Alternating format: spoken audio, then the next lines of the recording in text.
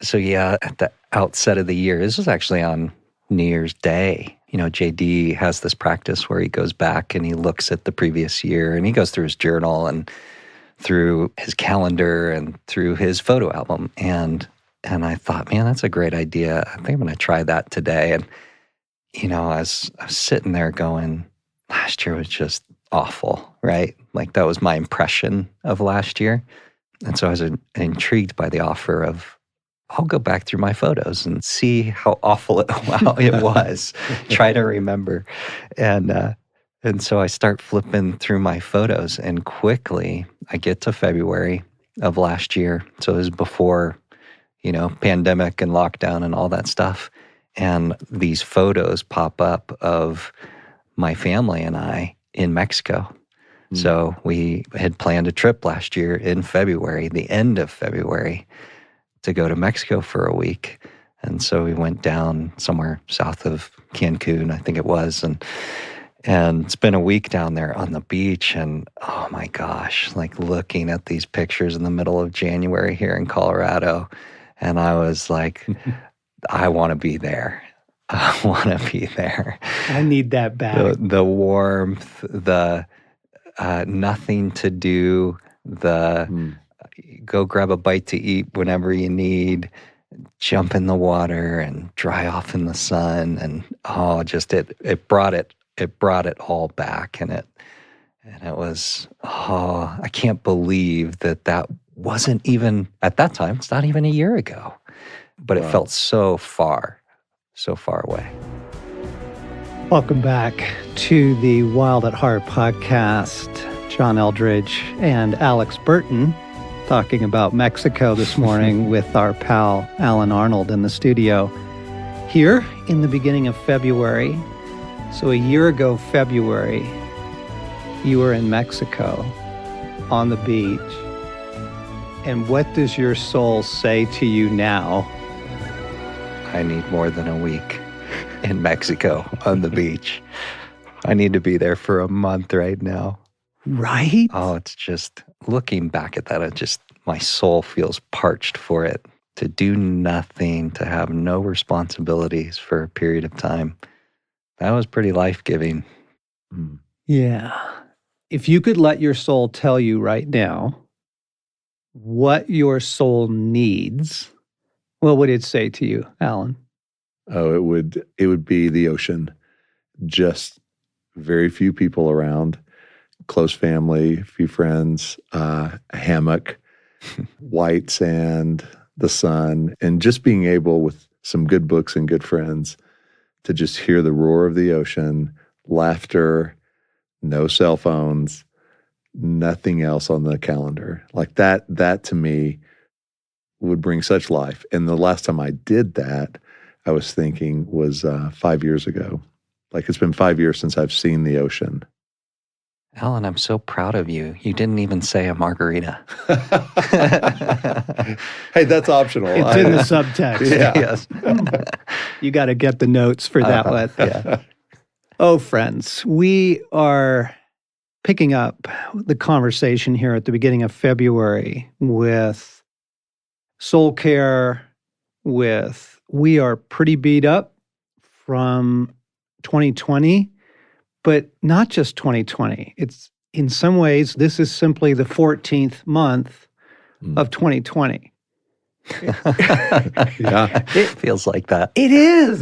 There hasn't been a big switch. I got a sweet note from some allies in Switzerland thanking us for the podcast. So you're sure welcome, friends.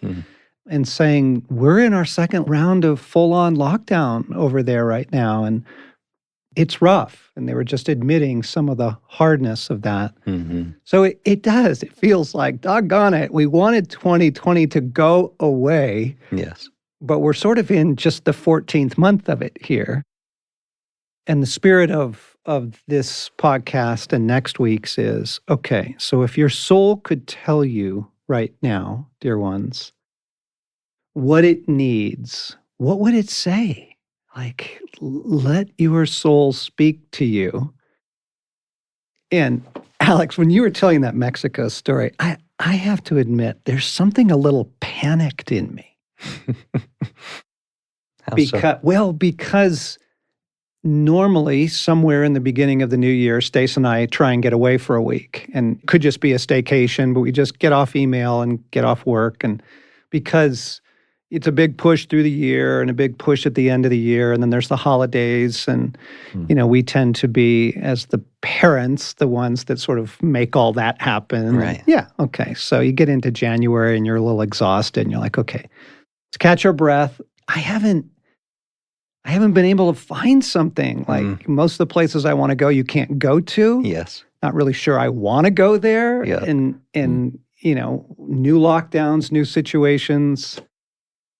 And so, yeah, there's something in me that feels a little panicked right now Yes. of like, what I need and what I can get are a world apart. Yeah.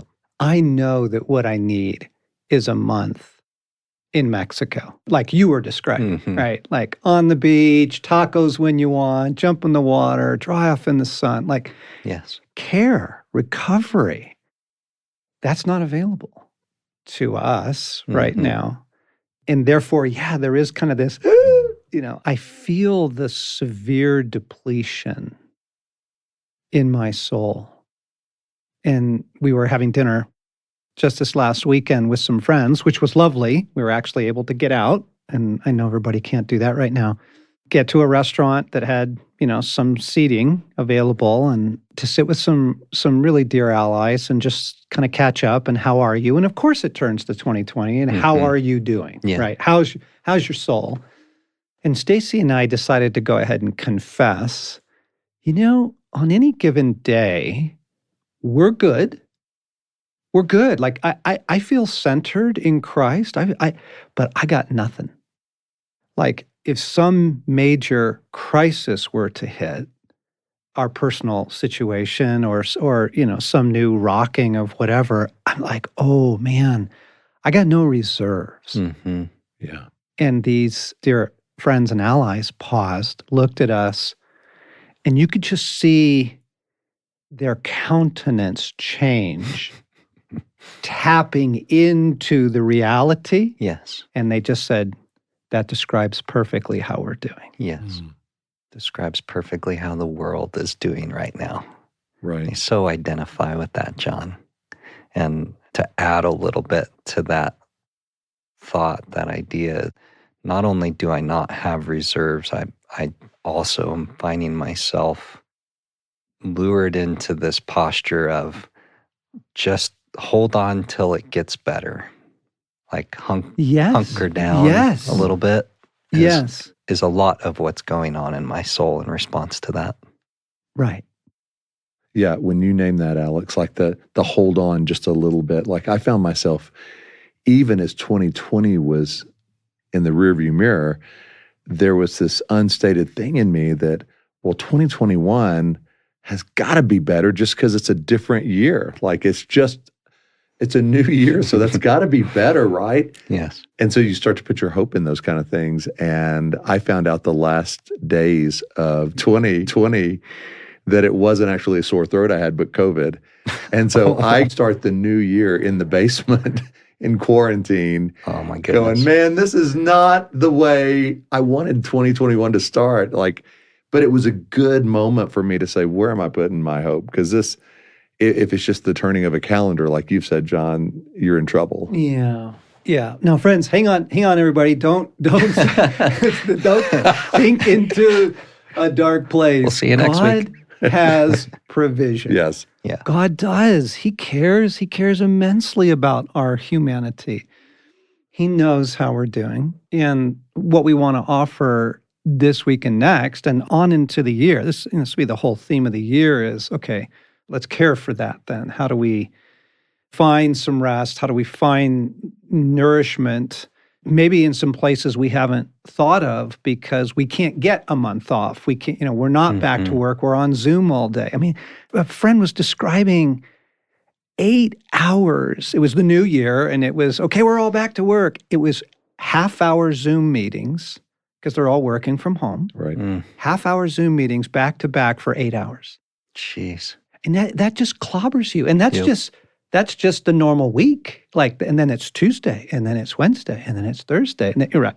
Okay. So we started actually 2020 on the podcast with a series and the rollout of Get Your Life Back.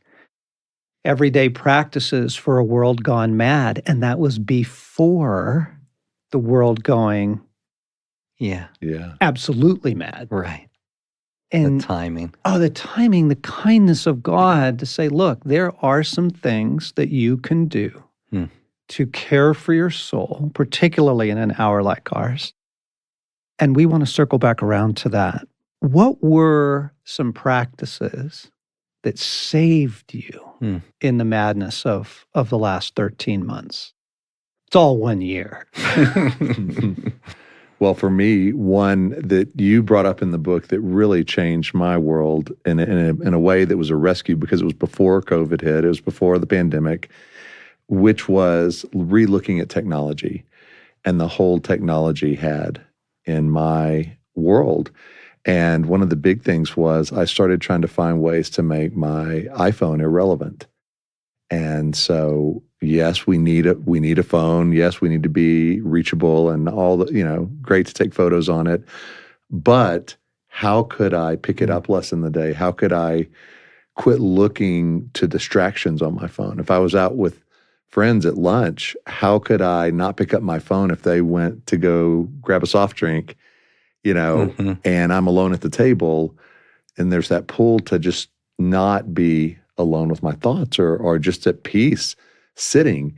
And so the technology side, it wasn't just tied to the phone, but it helped me see all the ways I was using my phone as a distraction. And when I did that, when I pulled away from it, I actually found I got through another book or two a month of reading. There's the same amount of hours in the day, but I had more time because the phone and the distractions were starting to go away from technology. And that included TV and the news. And so that unplugging, John, was a huge rescue. And as we went into fall and we went into politics and now into the new year, have you been able to sustain that? I have. And wow. And I did, because every time I would tap back into that, I would ask myself, is my heart better or worse? Has it gone more numb or has it come more alive? And what I would realize is after about 10 minutes, 15 minutes, that's all I need to be up to speed on what's going on in the world. And the rest just feels like anxiety, stress. It's always kind of a fear-driven message, or the world is about to end or blow up or something's gone wrong.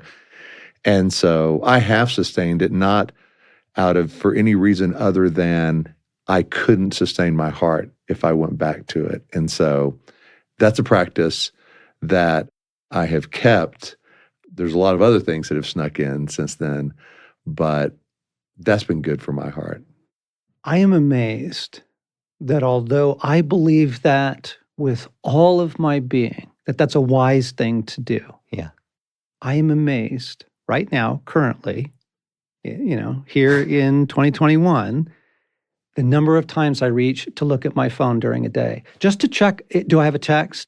Did something come in? Is there an email I need to look at? Just that reaction is still there. Yeah.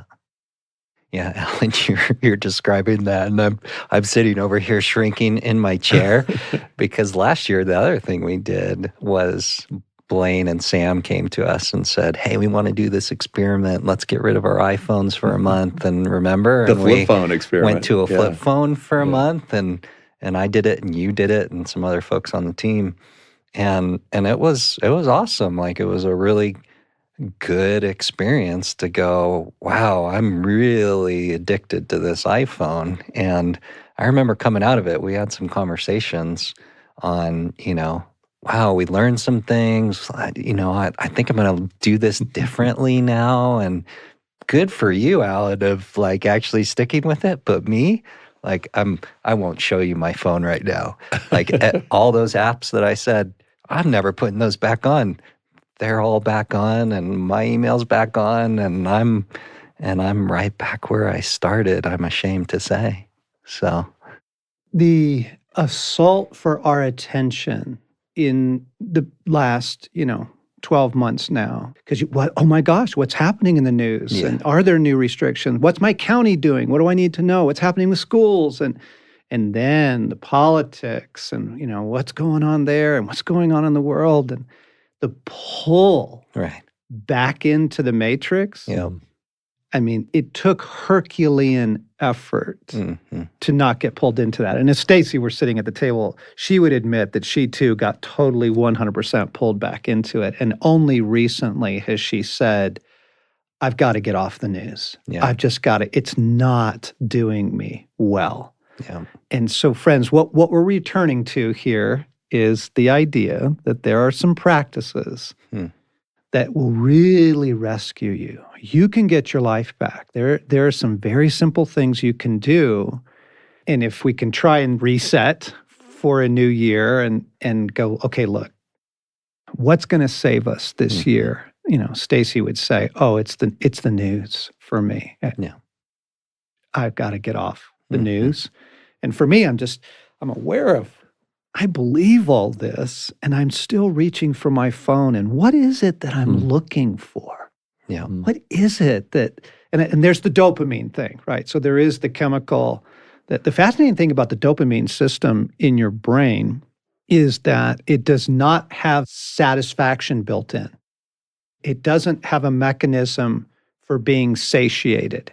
It's just a seeking drug to cause you to seek. So, you get on Google or whatever your browser is and you start looking for stuff and that kicks in that I'm seeking. Or you get on your phone, you start flipping, scrolling your Instagram or whatever, and that seeking thing kicks in. But satisfaction is actually not built into that system. And so it gets you in the famous dopamine loop where you just keep seeking. And then I think you add to that thirsty soul, troubled soul, unsettled soul. Right. And we're looking for something, and we don't even know what it is we're looking for, right? Some piece of good news, maybe a encouraging text from a friend, but there's just that, we get caught in it, and then we're back in the matrix there. Yeah. Well, I think too, part of it is the reality of what's going on in our world right now. And it is hard to disengage from the news because you want to know, what's going to happen next and where's this thing headed? And totally. Regardless of where you live in the world, we're all wondering. Yeah. So get your life back, friends. If you haven't read it, this would be the month to pick it up. Now's the time to get that. And if it's been a long time, to flip back through it and go, oh my goodness, right. Beauty, detachment, the different practices, which we want to unpack a little bit right now. But I think the mental fight right now is one that I want to pause and focus on a little bit more. The fighting for your attention, getting back what occupies your thoughts. And I found it fascinating as I was reflecting on the unique pressures of our time, which are extraordinary pressures, not ordinary pressures. I found myself in the Olivet discourses of Jesus in Matthew 24 and Luke 21, where he's talking about living towards the climax of this age. And whether or not you believe that we're sort of near or really near or kind of near, but maybe not, the advice is actually very helpful for people living in troubled times. And it's interesting, he says two things that just stood out to me this time around. So let me read first from Matthew 24. He says, "Watch out that no one deceives you, for many will come in my name, claiming I'm the Messiah, or I have a word from God, or, it's kind of that whole collection of, hey, I've got a message you need to pay attention to from God, and they will deceive many. You will hear of wars and rumors of wars." And I thought that was interesting, that rumor part. It's not just the news, but it's the speculation, right? Wars and simply rumors of wars. And this is what he says. He says, see to it that you are not alarmed. Hmm. I'm like, Wow. oh my gosh, like you're kidding me. Everything in the world right now is triggered Yes. for alarm. It's to constantly ping Mm-hmm. alarm in us. And therefore, what's going on? I need my phone. I need to check my email. What's going on? What's going on? Right? So Yep. it gets you in that. And then I love this in Luke 21. This is the same discourse, but Luke's take on it, the details that he provided us to kind of flesh out the full gospel story. This is later in the discourse. Jesus says, but be on your guard so that your hearts will not be weighed down. Hmm. And I'm like, oh no, there it is, weighed down. Yep. That's it. That's everybody. Your hearts are weighed down.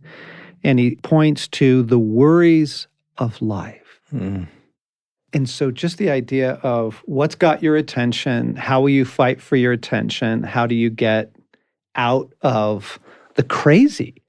Just pulling yourself and making deliberate choices to get out of the crazy, to fight for our mental life. And it's harder than ever because at the same Yes. time our hearts are heavy, our minds, I think, just are in a fog.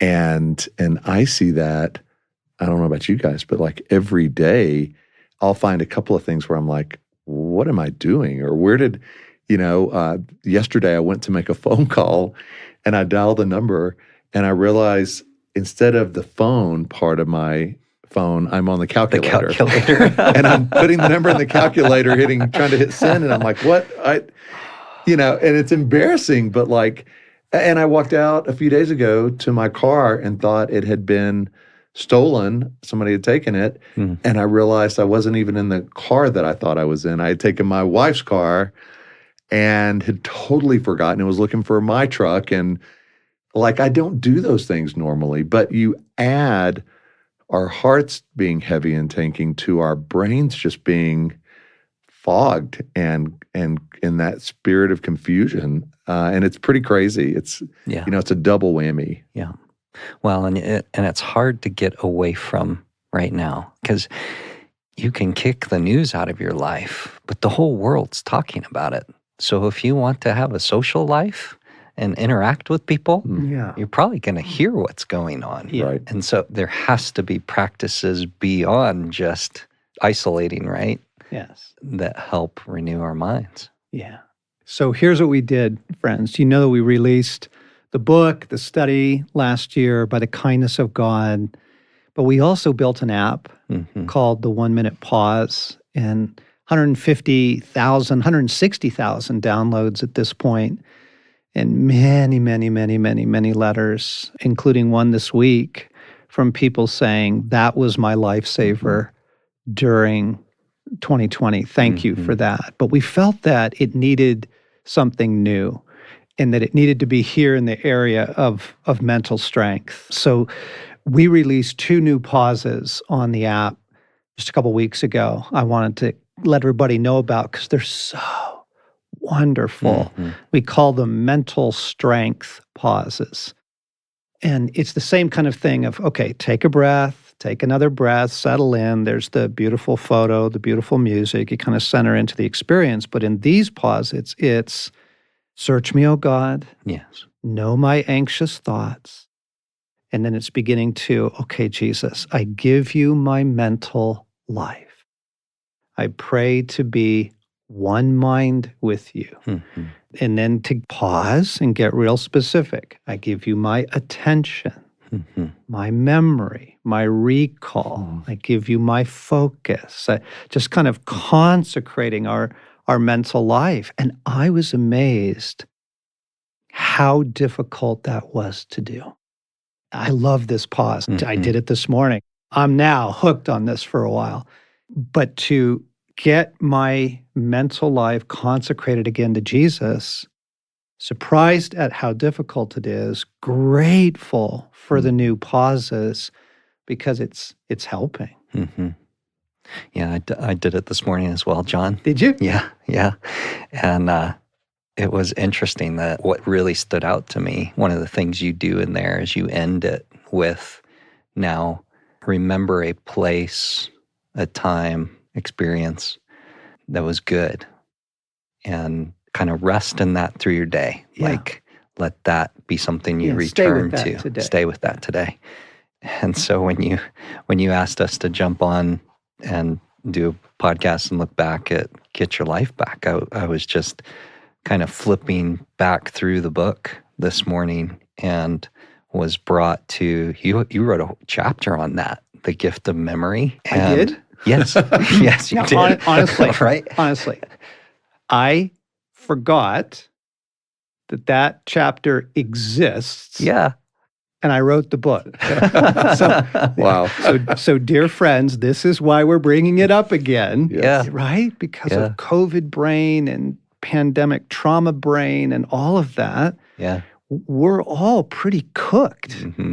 And it's fragmented our Mhm. mental life. And Alan can't find his car, and I can't remember what I put in my own book. And so this morning, as I was flipping through the book, I saw that. And this morning, for me, the pause was just so helpful. I actually was brought back to, it actually wasn't a place in my earthly memory. Yeah. Is the best way to say it. I had a sozo experience with some dear friends that are gifted and doing that sort of thing. And so they led me on this experience of experiencing Father, Son, Holy Spirit. And so that's actually the place I went, was this experience. And the place I went was my experience with the Holy Spirit. And I won't say more than that because it's personal, but just a life-giving experience. And I remember them saying, you can go back to this place, like hold on to that, and you can revisit it. And so that's where God took me during the mental pause. So I'm flipping through the book, and I was just re-looking at that chapter on the gift of memory. And here's the fascinating thing. This is what you said in it. You said, forgetfulness is a spiritual pandemic ravaging humanity with dangerous and lethal repercussions. I mean, what? That's so true. Yeah. Rescuing now. Right.